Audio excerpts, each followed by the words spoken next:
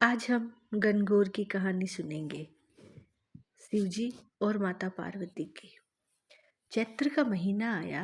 पार्वती को भाभी के उजड़े के लिए पीहर जाना था। तो महादेव जी बोले, हम भी तुम्हारे साथ चलेंगे।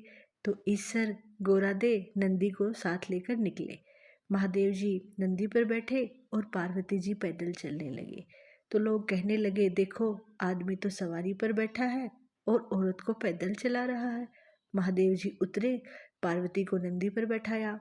ये देख के लोग कहने लगे, देखो औरत सवारी पे बैठी है और पति पैदल चल रहा है। ऐसा सुन पार्वती भी उतर गई और दोनों पैदल चलने लगे। साथ में नंदी भी चलने लगा। अब लोग बोले, देखो वाहन होते हुए भी दोनों पैदल चल रहे हैं। तो ईसर गोरादे दोनों नंदी पर बैठे। लोग बोले, देखो इस छोटे से जीव पर दोनों जने बैठे हैं। पार्वती बोली, भगवान दुनिया कैसी है, नंदी पर बैठने नहीं दे और पैदल चलने नहीं दे। ईसर जी बोले, पार्वती ये संसार है, यहाँ ऐसा ही होता है।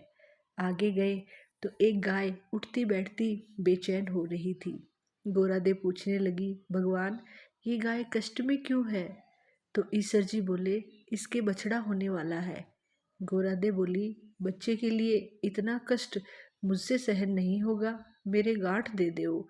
ईसर जी बोले, आगे चलो। आगे गए तो घोड़ी उठ बैठ करती हुई दिखी। गोरादी बोली, इस घोड़ी को क्या कष्ट है भगवान? तो ईसर जी बोले, इसके बच्चा होने वाला है। गोरादी बोली, मुझसे इतना कष्ट सहन नहीं होगा, मेरे तो गांठ दे दो प्रभु। ईसर जी बोले, आगे चलो। आगे गए तो राजा की नगरी में उदासी छाई थी। ढोल नगाड़े उल्टे पड़े थे। गोरादे पूछने लगी, यहाँ सब उदास क्यों है?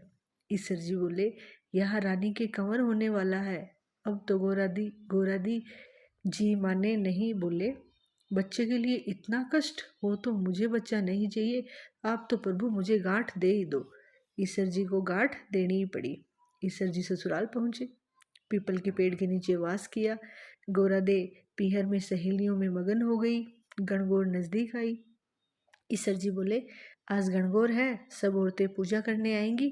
सवेरे से ही स्त्रियां पूजा करने आने लगी। गोरादे जी अब सभी को सुहाग बांटने लगी। दोपहर के समय तक बड़ियों की औरतें ओढ़ पहनकर 16 श्रृंगार कर कर पूजा करने गीत गाती हुई आई।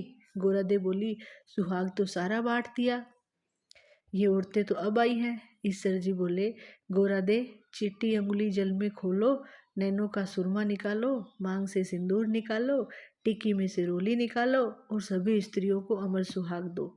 इस वक्त गोरादे जी को मांग का सिंदूर, चिट्टी अंगुली की मेहंदी, टिक्की से रोली, आंखों का काजल लेके लोटे के जल में डालकर जवारे से सभी पूजा में आई हुई कन्याओं और स्त्रियों के अमर सुहाग के छींटे दे दिए।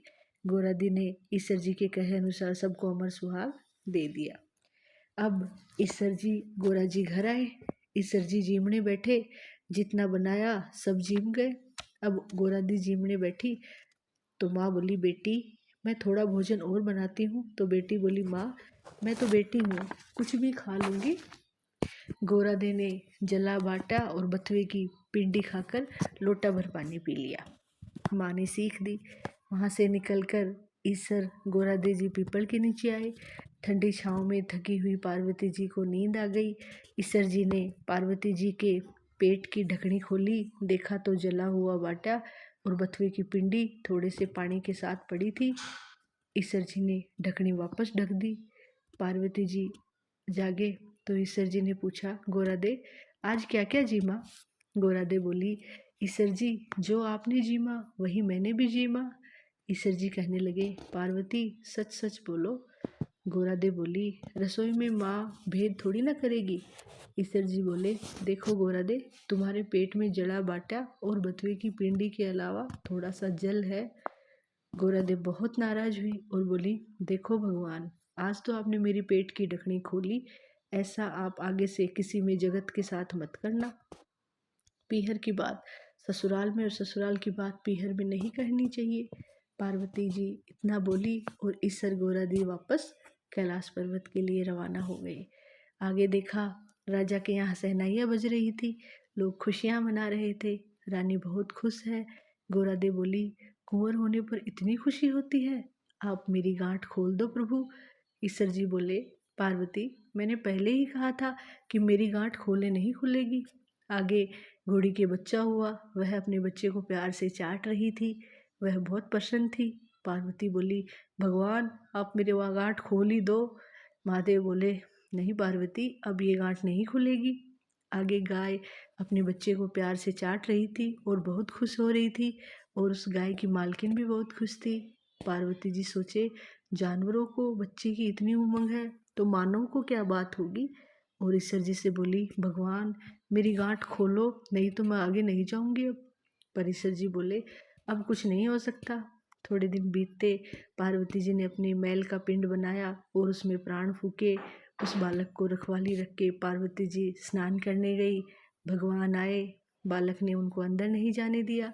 तो भगवान ने पूछा कि तू कौन है? बालक बोला, मैं पार्वती का पुत्र हूँ। भगवान सोचे, ये पुत्र कहाँ से आया, और त्रिशूल से उस बालक का गला काट दिया। माँ पार्वती आई और देखा तो बोली, भगवान मेरे पुत्र को वापस जीवित करो। तो शिव जी ने गणों को भेजा कि जो कोई स्त्री अपने पुत्र से विमुख होकर यानी पीठ देकर सो रही हो, उसी बच्चे का सिर काट कर ले आओ। गण सभी जगह घूमते घूमते जंगल में पहुँचे। वहाँ एक हथिनी अपने बच्चे से पीठ करके सो रही थी। गण उसी का सर काट लाए। भगवान ने उस सर को बालक के शरीर पर जोड़ दिया और अमृत का छींटा दे दिया, और बोले कि दुनिया में सबसे पहले गौरी पुत्र गणेश जी की पूजा होगी, बाद में दूसरे देवताओं की पूजा होगी।